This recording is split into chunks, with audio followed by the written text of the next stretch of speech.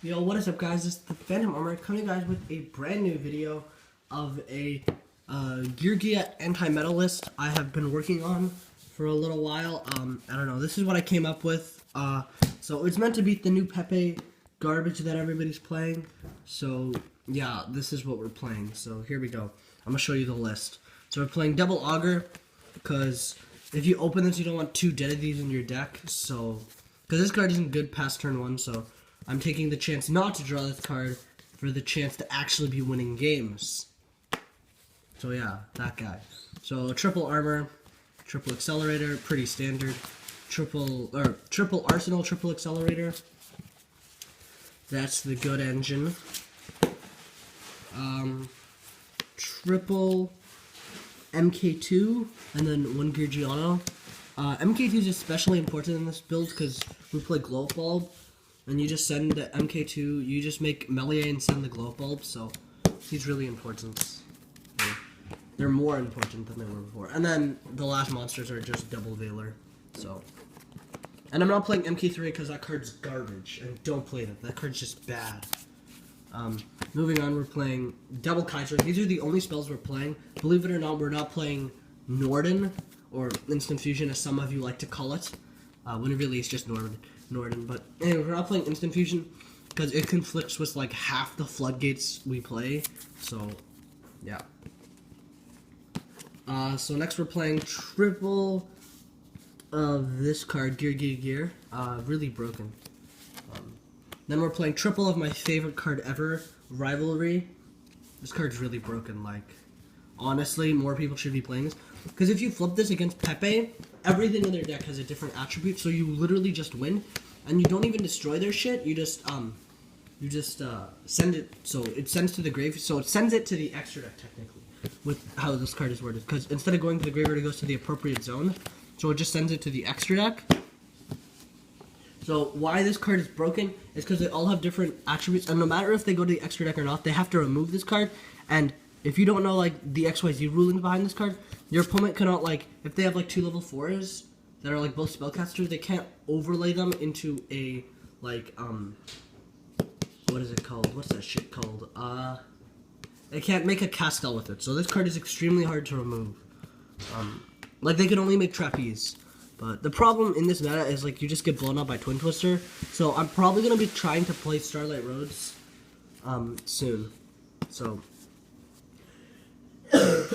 excuse me, I'm still sick. Then we're playing triple Fiend's Chain because this card's really good, and more people should play it. I don't know. This is like your going first Veiler because when you go second, you keep this card in, but when you go first, you take out Veiler because that card's just not very good going first. We're playing triple Magic Drain. This card I think is still broken regardless that Pendulum Call is gone, because you can still negate. Like they play like little to no spells. So you can like negate whatever you need to. But these are probably going to come out for Starlight Roads. Because I feel like that card's just broken. Especially like now that you can like negate Twin Twister and stuff. I'm probably going to put 2 in and then 2 Stardust and extra. Because I feel like it's going to come up. So, I don't know. But right now this card is working for me. I like it. And then double Grand Horn and 1 Breakthrough Skill. This should probably be a 3rd Grand Horn, or at the least, a Starlight Road, but for now, it's just Breakthrough Skill, because Breakthrough Skill is, like, pretty cool. I don't know. It's like going first Veiler, like I said. You keep this in going first, and then going second, you side out Veilers. And you side this out when you go second, so. For the rest of the extra deck, or, not extra deck, the rest of the traps, one of each of these.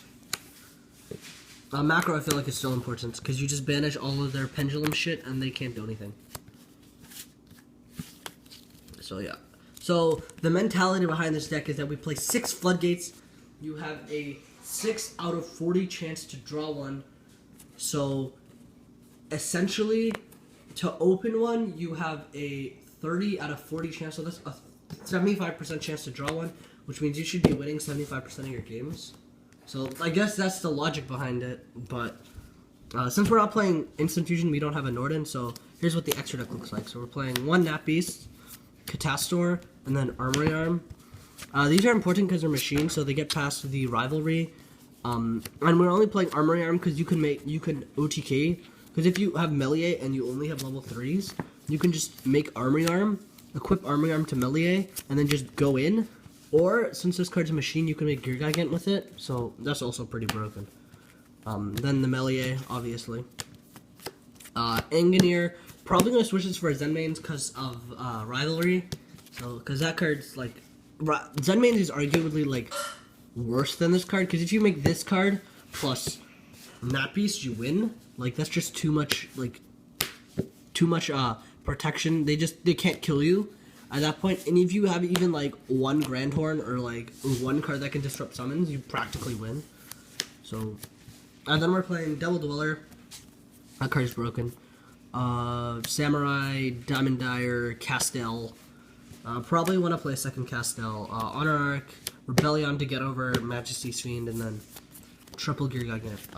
Let me just say this deck is not meant to beat Monarchs yet, but I don't know. So for the side deck is huge in this deck just because we need to kill everything. So triple Flying Sea for both BA, because the new BA shit is like broken. So we definitely want this against BA. Sorry, guys, kind of sick.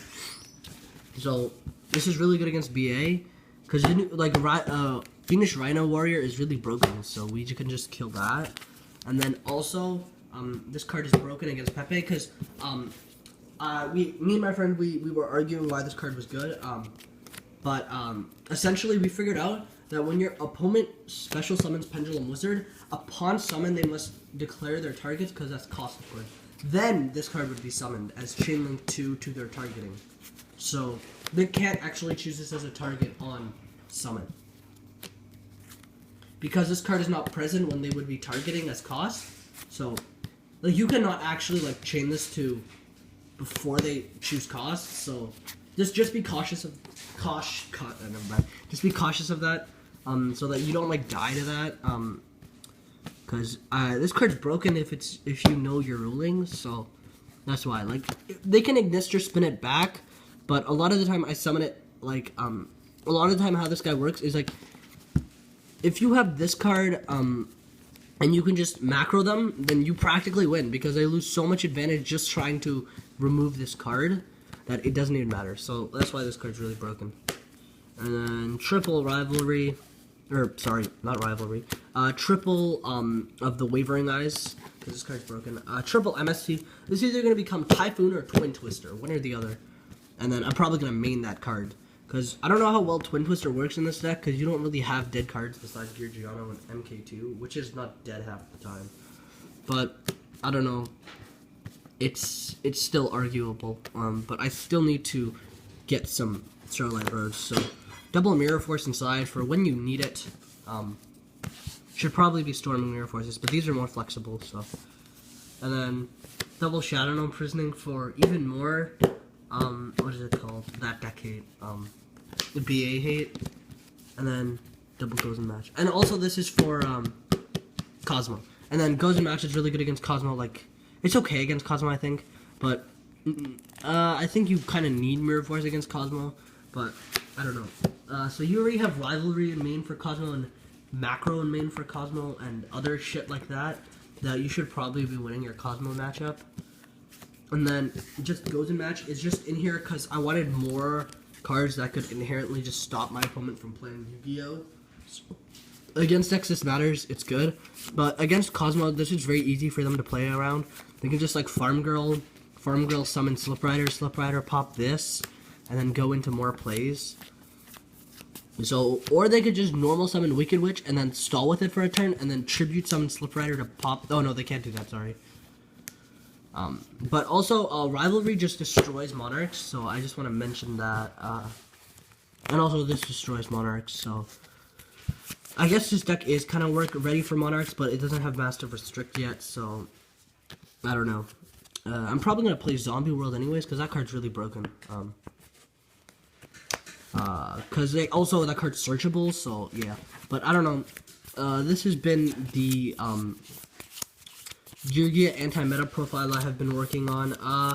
It's I don't know how much it's gonna change when other shit comes out, but I don't know. For Monarchs, I probably just need some Mask of Restricts. Magic Specters is probably the biggest threat this deck serves against, and that deck is pretty bad, regardless of the new Supercell shit. You can just OTK them through that. I don't know, like, this deck, it's like, as long as you can make a Nat Beast, you're most likely winning. So, Nat Beast is extremely important for this deck. You can make it literally almost every game. Like, if you open one Augur or one Arsenal, you already have, like, infinite access to making that card, so. Yeah, so I think this deck is probably a small contender. It's a very good anti-meta deck, because it doesn't actually lose to anything. Like, you don't lose if you have Macro, you don't lose if you have, Imperial, if you wanted to play that. You don't lose if you have Rivalry, or Kaiser for that matter. So I feel like, yeah, this deck can do a lot in this meta. It's still a good deck, but it's just because the engine is just as good as it can get, but the traps itself are literally what keep this deck. And it's kind of supposed to function like Tellers, where Tellers they're not a good deck realistically, but the traps keep them up. So that's why, and so, yeah, thank you all for watching, and yes, this has been the extent of my Geargia deck profile, I guess. So yeah, thank you all for watching, and yeah, this is the Phantom Armor. Oh, wait, I got this. This is the Phantom Armor signing out. See y'all next time.